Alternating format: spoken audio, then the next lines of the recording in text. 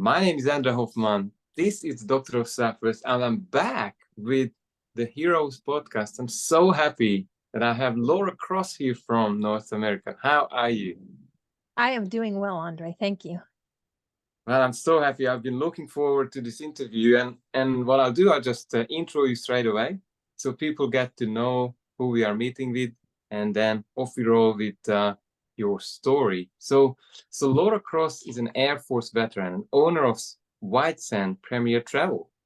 With dedication to promoting self-care and personal growth, she founded White Sand Self-Care and is the host of the popular TV show Mindful Mondays with Laura Cross. Laura's dedication lies in creating vibrant self-care communities that offer invaluable education resources, connections, and opportunities for collaboration.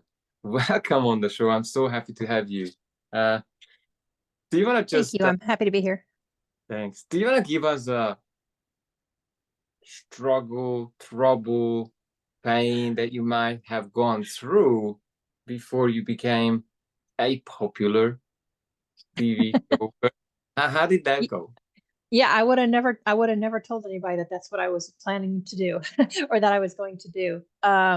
Yeah, some people know, some people don't. When I had just turned 37 back in 2004, and it was 4 days before Christmas when my husband complained of chest pains. So we were laughing at lunch, and he was dead by 10 o'clock that night at 36 years old. So my life basically came to a screeching halt, or at least I felt like it did. It's not something I ever really like to discuss. You're 30 something years old. Who thought I was going to have to deal with that? He was also an Air Force veteran. I had gotten out at the time, and we had 3 dogs that were our kids. I had just had to put one to sleep 2 days after my birthday, which was December 5th. And 2 weeks later, I lost my husband. And from there, it was within 13 months, I was in 4 hospitals, 3 different funerals. I had to put my quiche down to sleep. It's like I had enough. I was just like, no. You say 4 hospitals and 3 funerals? Mm-hmm. How? Within 13 months after my husband passed away. Yep. My grandma wound up having to have a triple bypass done.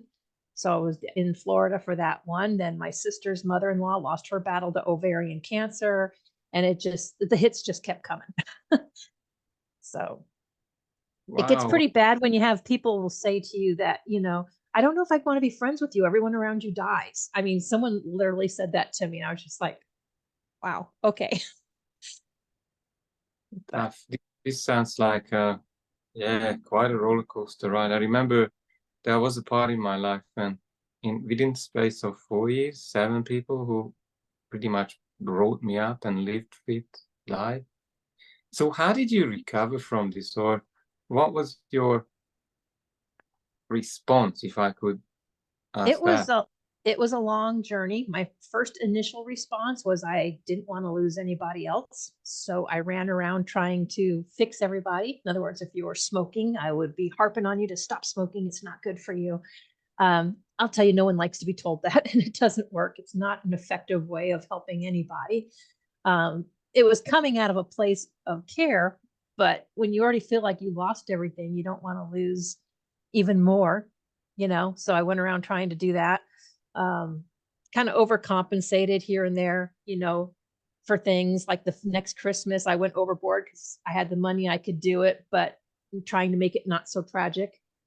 It actually took me a lot of years to get back into Christmas. It was one of our favorite holidays. It just kind of put a dark cloud over that for me for quite a while. And I probably took a lot longer than what most people, but I always tell people, I don't think you can put a time frame on it. The 7 days bereavement that they give you didn't cut it for me. I wound up going out on short-term disability. I was out for 45 days because that had just flipped my world upside down. Plus I was working nights, which they would tell you is not normal for most people to be working all night and sleeping during the day and trying to deal with that. So yeah, different things, you have family and support that are always there trying to help you and be there with you because they're afraid that you're going to spiral down. But what they don't get is when they're on the phone saying, oh, love you too, see you later. I don't have that anymore. It was kind of a constant, reminder. So, you go through different phases, and everybody's different. Everybody's going to deal with that situation different. And So I, what was the work that you did overnight? Work you said. so when that happened, I was working for a company that manufactures pins, screws, hip plates, everything that you puts people and animals back together when you have surgeries and stuff, when they're using the screws. I had worked in electropolish and then laser etch where they actually etch the numbers. So if you ever seen those shows where they can tell people by the number, yeah, I'd be one of the ones etching the numbers. So yeah, I worked 10 o'clock at night until 7 in the morning. That was my shift. Brutal. Yeah. I did work as well. I believe that's the perfect way to burn the candles on both sides. And Well, and we did it because it paid more money. When you are in that, everybody thinks the military has it and it's rolling, but really the military paid us 36% under what it took to live in Colorado. And mm, I knew I had to get a job to make up the difference. Well, working nights has the higher knife differential. So even though he wasn't going, I would say TDY, but it's temporary duty assignment somewhere else, he was staying in the in state. We were kind of like still like two ships that worked, passed in the night, because he worked days, I'd work nights. I'd normally get up long enough to go see him for lunch, go back to sleep, and then get up and go. It was a different kind of thing, something that I definitely couldn't do nowadays. But at the time, I felt like I was young enough and could do it. But it can be exhausting. yeah, I've seen studies how this kind of venture reduces lifespan, and it's really against that circadian rhythm, I guess, that most of us are used to, because I did shift work as well overnight, and that was taking its toll, especially on my family and on my own sanity, which I was always sleep deprived. So Yeah. how was the journey towards serving others, or what has prompted you to come with white Well, sands? so it started with when you're that young. So I will tell you, my whole total perspective changed, because I used to be the one that, snowstorm or whatever, I was the one that showed up to work. I had a truck, didn't care, I could get there. I was always there. I didn't call off. After my husband died, I was like, why am I risking my life for them? No one else is showing up. And it's just like, no, weather's bad. And they're like, but you have a truck. Yeah, don't care, not making it in. But I really learned that life was too short to be working for somebody else. And I didn't want to be doing that. So the first thing I did was went into travel. Being military and traveling was one thing. I always loved to travel, but traveling on your own terms is so much better and so different than when you have to. And then you can't always enjoy what you have when you're there. So I decided to start with travel. I'm still a travel agent. I love it. I've been in it for many years, well over 17 years now. And so when I was able to be in business for myself, I was searching for a name.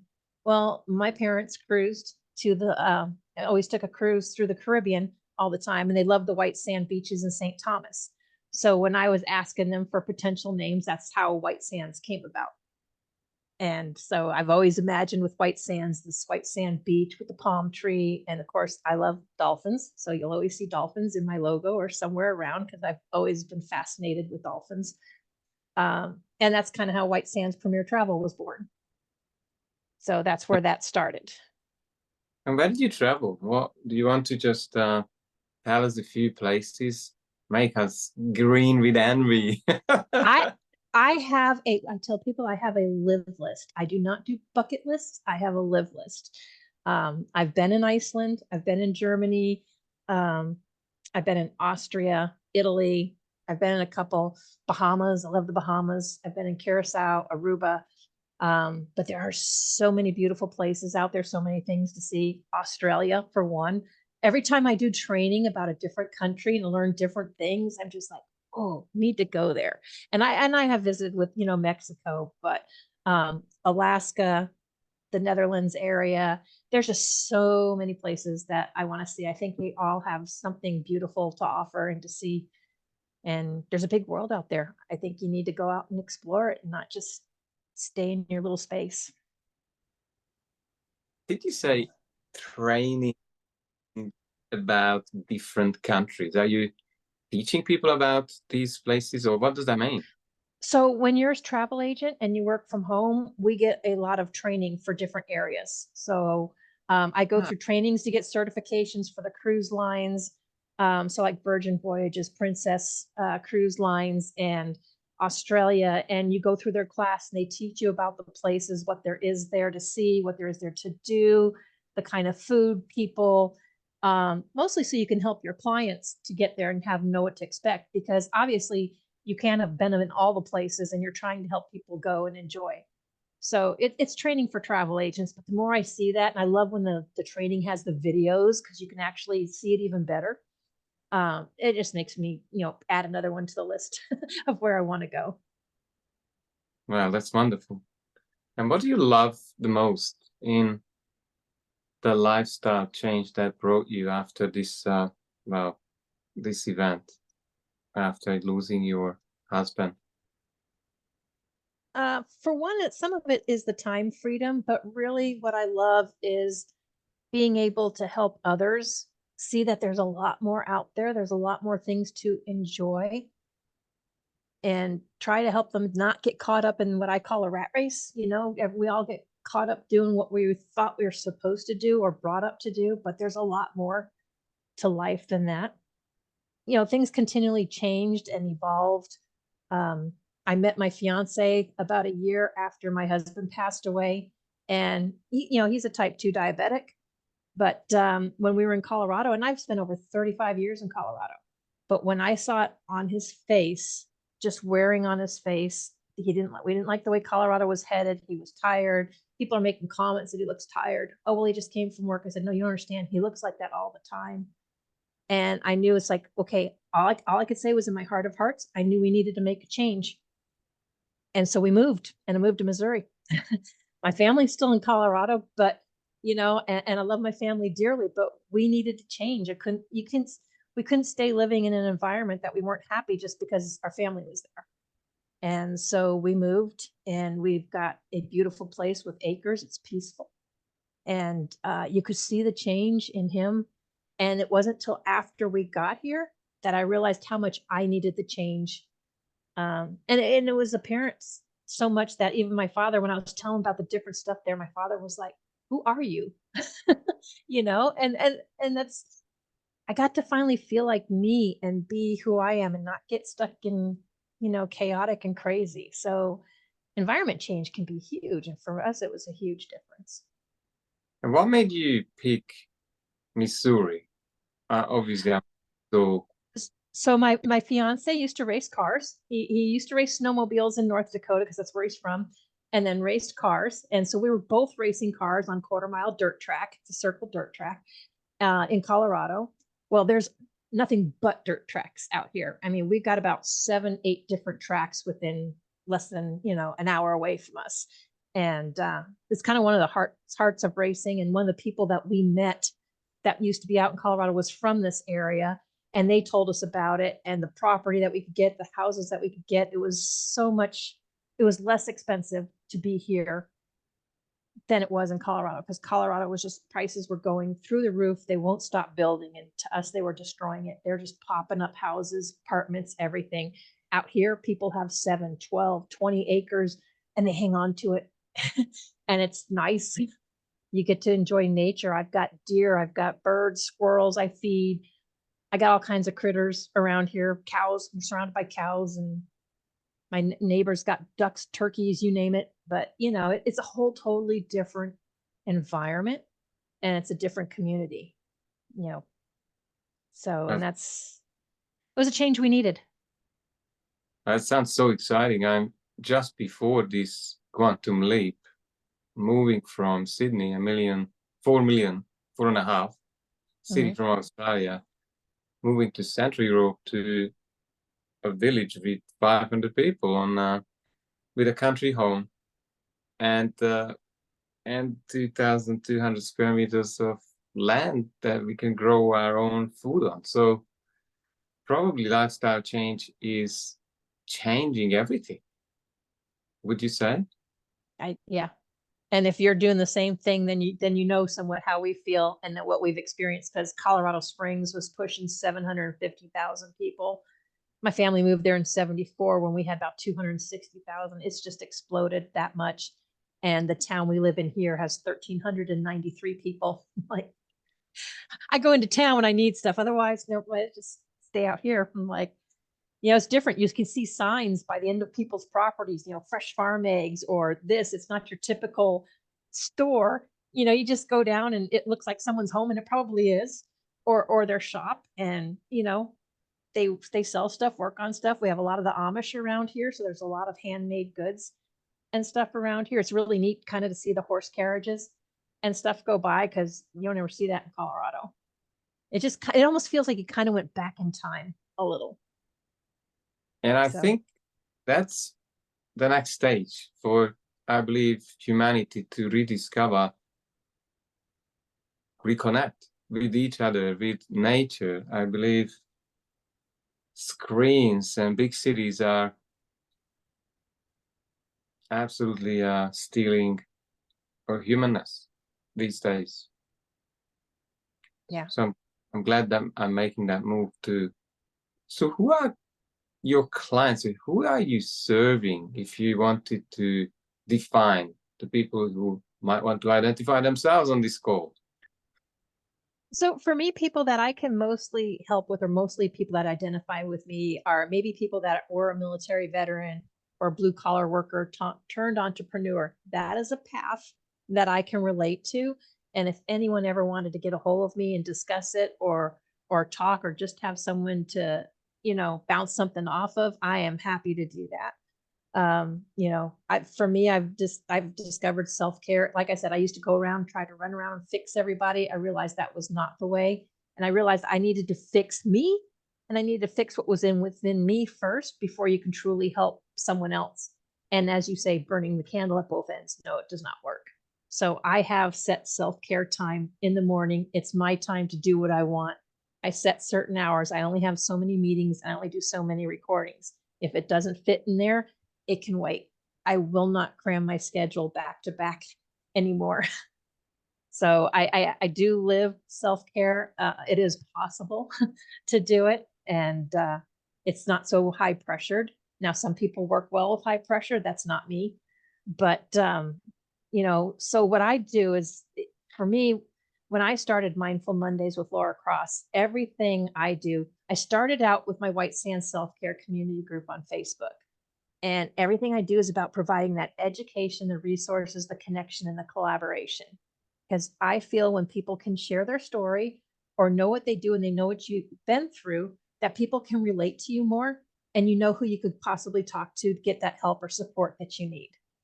And it's their choice. It's not someone trying to, cram it down their throat. But I think when you do live interviews like we're doing here, people get a better idea. So that's what I started with, was those live interviews. But then I wanted to reach more people. So I launched the TV show, and I have had a wonderful time connecting with people all over the world, learning so many different things, different modalities, anything from intuitive to physical fitness to work, because mindfulness is about everything. It's not just about, I tell people it's more than bubble baths. It's more than, yes, it can include meditation, but that's different for everybody. But if you're off in your work, or you're off in your physical, or you're off somewhere, then you're off. You're just flat out off. They're just, it affects you. It's not like one doesn't affect the other. It affects you, So I love looking for having hosts and guest speakers that can bring different aspects, different perspectives. It's a judgment-free zone, which is extremely important to me, because we are all individuals, and I believe we have the right to perceive things how we want. I'm not here to tell anyone that that's wrong or that's not. If you want to live in a tiny home, fantastic. Let's figure out how we get you there. But, just because it's not for me doesn't mean it's not for someone else. So I think judgment-free is one of the most important things. That's how I like to connect with people. How did you schedule your own days? You mentioned you created space for self-care and doing things that you probably love. Teach us, what is your perfect days, how did you set up your days so you feel, I guess, energized, have that connection probably with nature, and do what you love? Well, I started out a little at a time and then I kind of expanded. And sometimes I go back if I have to make an exception, but normally I'm up by 7 a.m. because my fiance is going to work. I haven't gotten retired yet. He's going to work. So I take care of his stuff, make his lunch, take the dog out and do that. And then I just sit there and I read whatever book I'm reading. Like right now, I'm almost done reading The Power of Now, and by Eckhart Tolle. So I'm reading that one. I get all these books recommended, or I get books from my guests. So I have all kinds of stuff to read. And it's really great when you actually know the person, for me, because I can actually hear their voice when you're reading it. But I spend that time reading, and then I do my usual, shower, cleaning up, or if I have my exercising, I'll do my exercises. And then my meetings don't start till like 10:30 in the morning. And then I have three, and it just depends on how they space out. I have them set in a calendar so that they cannot be back to back. There is at least a 30-minute gap before them. So that way, if one meeting runs over, I'm not cutting someone off or rushing to get that one, because when you start doing that, well, next thing you know, you've gone through an entire day, you haven't eaten, maybe you haven't used the restroom, or you haven't even stepped away from the computer, and it is really unhealthy to just be locked in front of a computer all day. I can tell you, I've been through physical therapy for it, from being locked up. Besides the fact that you just need to clear your head. So a lot of times I'll use that break to take the dog out, go walk around, see if my birds need more food. I have, a half wooded area in this, or I'll go walk out and just enjoy some fresh air, do something and just take a few deep breaths and come back and start the next one. The days my fiance are off, those are my off days. So if he's off Thursday and Sunday, those days I'm off. Saturday, I'm normally catching up at work, but if I need to do something, I can do something on Saturday, but only half a day, because he only works like half a day.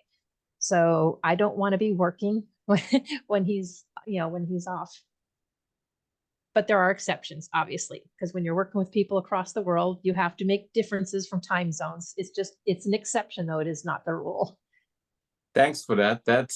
I'm thinking an exception window now, and appreciate you opening that window in your busy schedule.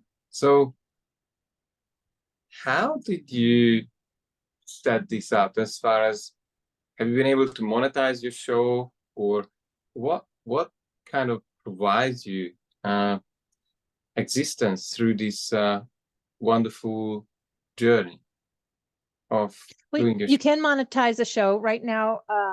My guest speakers, it's 175 for them to speak, but I always want to make sure that it has not only value for my audience, but value for them. So I provide them, let them use a 30-second slot to put a commercial in there. It's recorded. They get the recording. I'll do a free 15-minute interview to boost that show. They get all the graphics. They get the recording to do what they want with. And give them the ability to reach out to more people, because the show, I have to pay for that airtime and the platforms to do it. But it's on e360tv.com, which is the majority of our audience, which is now over 6,400. And we've been growing 200 to 300 every month. But it's on Roku, it's on Amazon Fire, Apple, Android. It streams across multiple platforms.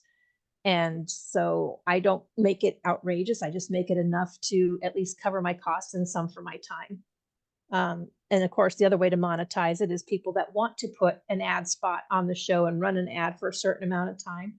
Then we'll come up with an ad sponsor package for them and make sure that they're highlighted for each show, for episode, for so many times. It's every Monday. So sometimes you got, out of a 3-month period, you'll have 13 times to be shown if you do a 3-month period, because one of those months is going to have 5 Mondays. So yeah, it's entirely possible. It's not my only income. I do have, my late husband's pay, and I have I have travel, I have other stuff. So it's not, I have multiple businesses, but my businesses all revolve around self-care. So it's helping people get away, hopefully for less, because I'm not about, I want them to have the best vacation they can have at the best price. So I have options for that. And then, or anything from wearable devices to whatever they happen to need. But it's all around holistic health and wellness, because that's what I'm about. What is your next jump? What is inspiring you now to look into the future? Well, other than keeping the show rolling and keep that building, I'm looking at possibly well, I have some partnerships that might be coming up with some of my guests that have wanted to do stuff, or I may even wind up doing my own kind of expo. I used to help host one, and then I had other people say, why don't you hold your own? Start holding a regular summit and have speakers on there so that we can do something else to provide people more value as well. So I'm looking at possibly doing that here soon. Yeah, I think that's beautiful. I've been part of a few recently, and I think it just creates a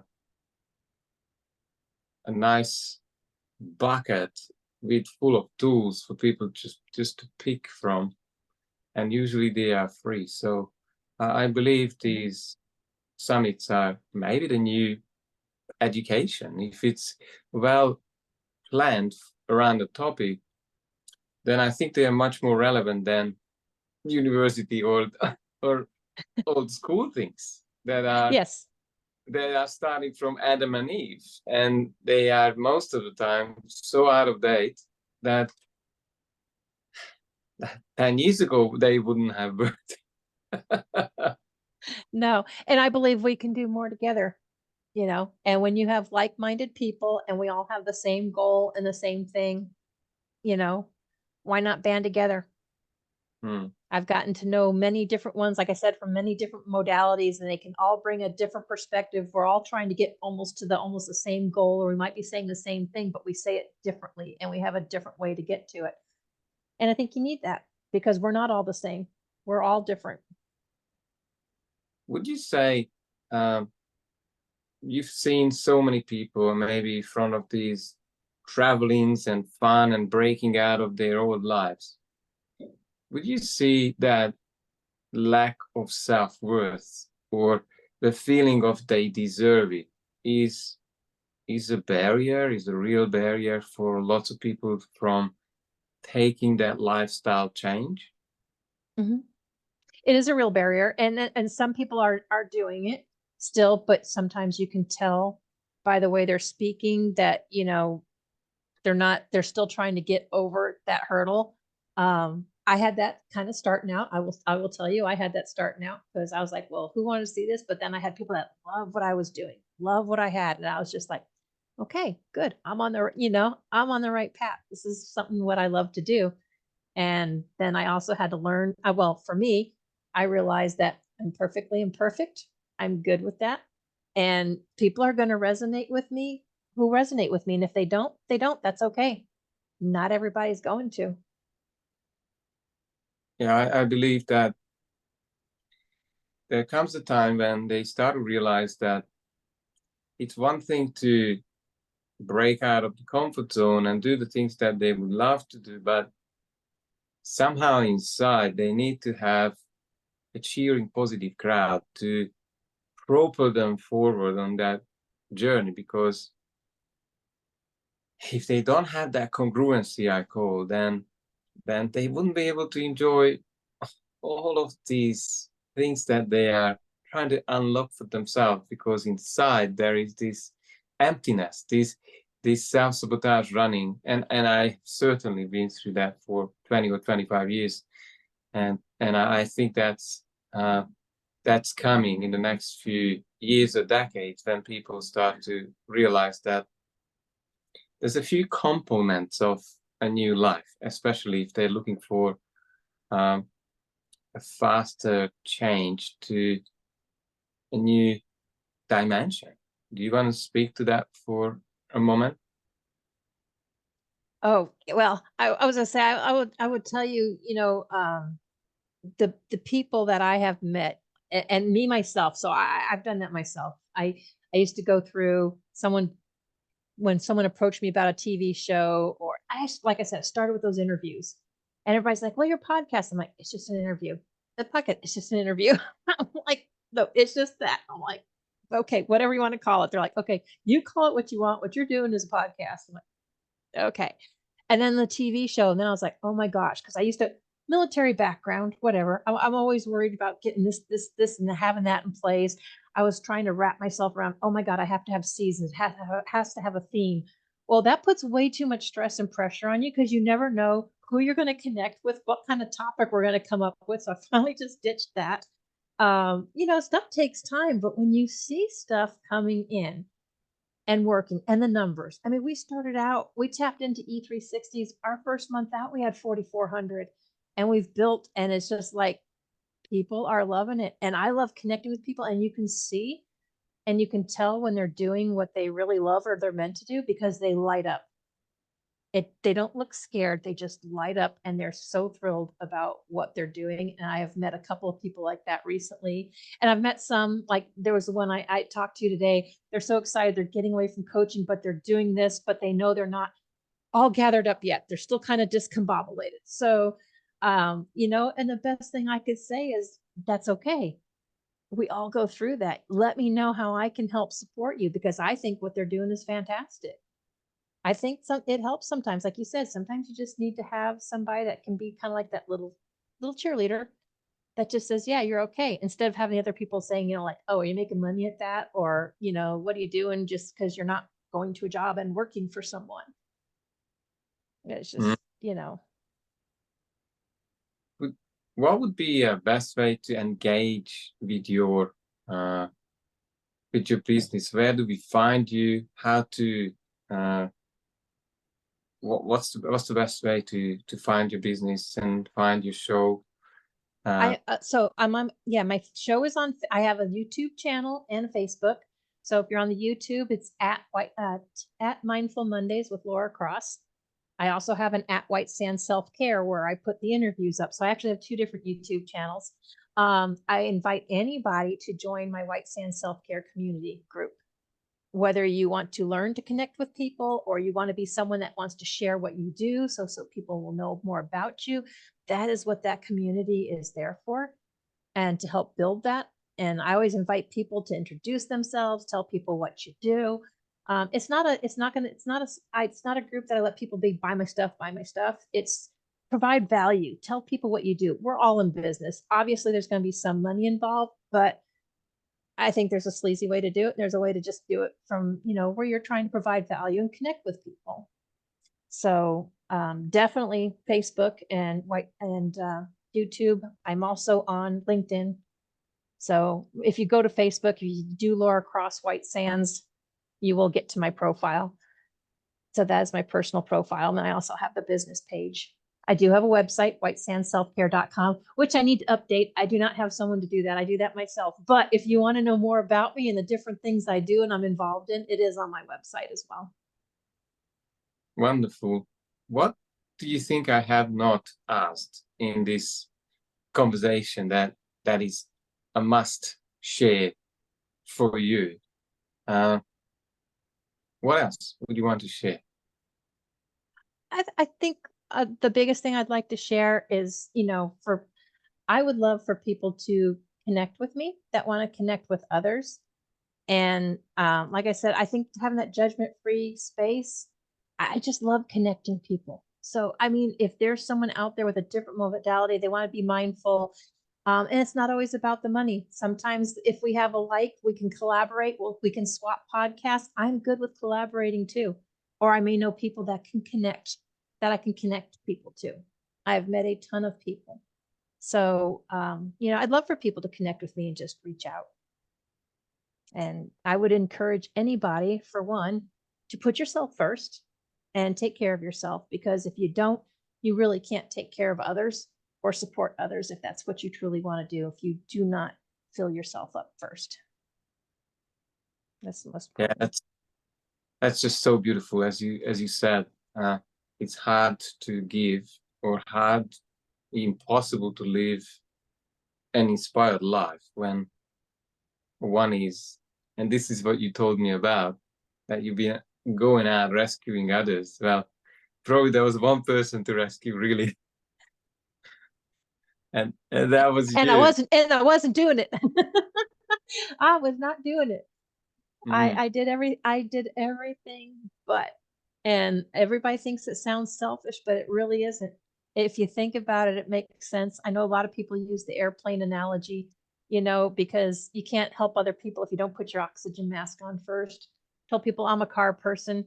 If you just keep topping off your oil and you never change your oil, your engine's going to seize up. Guess what happens to you? If you keep going and running and you don't do something to refill yourself or to purge things out and refill, you're going to crash. It's so true.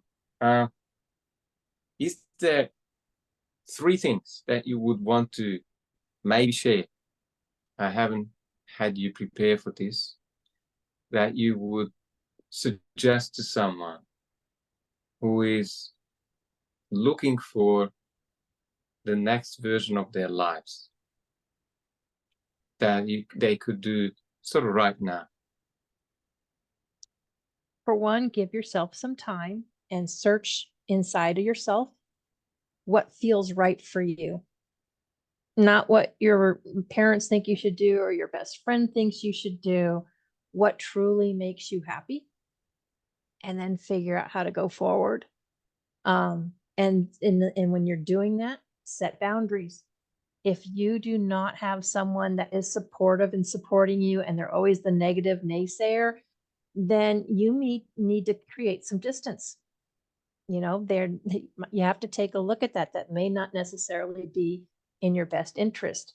Setting boundaries is a healthy thing. You know, saying no, it's a complete sentence. You don't have to explain to anybody why you don't want to do something. You know, no is no. But definitely set those boundaries and set something that's realistic for yourself.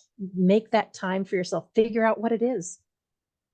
Maybe it's going back to doing something that you loved. We seem to have done a lot of things. I started my cross stitch back up. I used to do it for years. I used to love counted cross stitch, and then I got so busy doing this and that, or drowning in the electronics, that I stopped doing some of the stuff that I really loved and enjoyed doing. We have a tendency to do that when we get older. Why? I don't know. Find what you love to do that makes you just feel like you and light up and do it. People will notice the change, and it's not about losing the people. When you change, you find a whole new tribe and a whole new circle of people, and it's kind of a whole new world. And if they were meant to be there, they're going to be there in your life. If they weren't, they sort themselves out. Ladies and gentlemen, Laura Cross, and she has a community for you to join. You will have all details and links and her Facebook group under the video. Thank you very much. It was an amazing conversation. I really loved your energy, and I can see how you attract thousands and thousands of people who are after a new version of their lives. Thank you very much. Thank you. Thanks for having me.